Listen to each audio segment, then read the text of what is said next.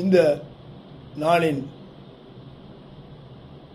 தலைப்பு faith not seen. விசுவாசம் காணப்படாதவர்கள் நிச்சயமாக இருக்கிறது. எபிரேயருக்கு எழுதின நிருபம் 11ஆம் அதிகாரம் 3ஆம் வசனத்திலே பார்க்கும்போது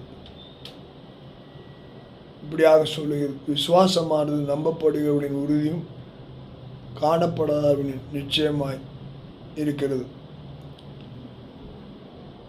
நாம் நமக்குள்ளாய் இருக்கும்படியான பிரச்சனைகளை சரீரத்திலோ வாழ்க்கையில் அன்றுவரை பகுதிகளிலே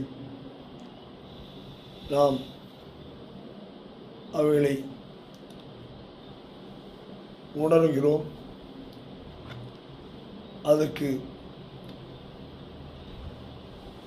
என்ன செய்ய வேண்டும் என்பதை அறியாமல் மனிதனுடைய உதவியை நாடுகிறோம். ஆனால் இந்த விசுவாசம் என்பது அது எப்படிப்பட்ட சூழ்நிலையாக இருந்தால் அந்த சூழ்நிலையை நான் கடந்து போவேன். அதாகப்பட்டது பணம் இல்லை என்றால், வியாதி என்றால், அந்த பிரச்சனையில் இருக்கும்போது நாம் பணம் இருப்பவர்களிடத்திலே செல்ல மாட்டோம். அதே வண்ணமாக வியாதியின் பிரச்சனையை குறித்து டாக்டரிடம் சென்றாலும் நம்முடைய விசுவாசம் என்பது குணப்படுத்துகிறவர் இருக்கிறார், பரம வைத்தியர்.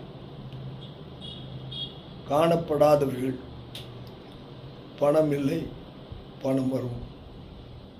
வியாதி இருக்கிறது, ஆனால் மருத்துவர் குணப்படுத்த முடியாது, பரம வைத்தியர் எனக்கு இருக்கிறார். இவைகளெல்லாம் காணப்படாதவர்கள் நமக்கு விசுவாசமாய் நம்ம வாழ்க்கையில் வெற்றியை கொடுக்கின்றன. விசுவாசம் அடைவோம், வெற்றி வாழ்க்கையை வாழ்வோம். கர்த்தர் ஆசீர்வதிப்பார்.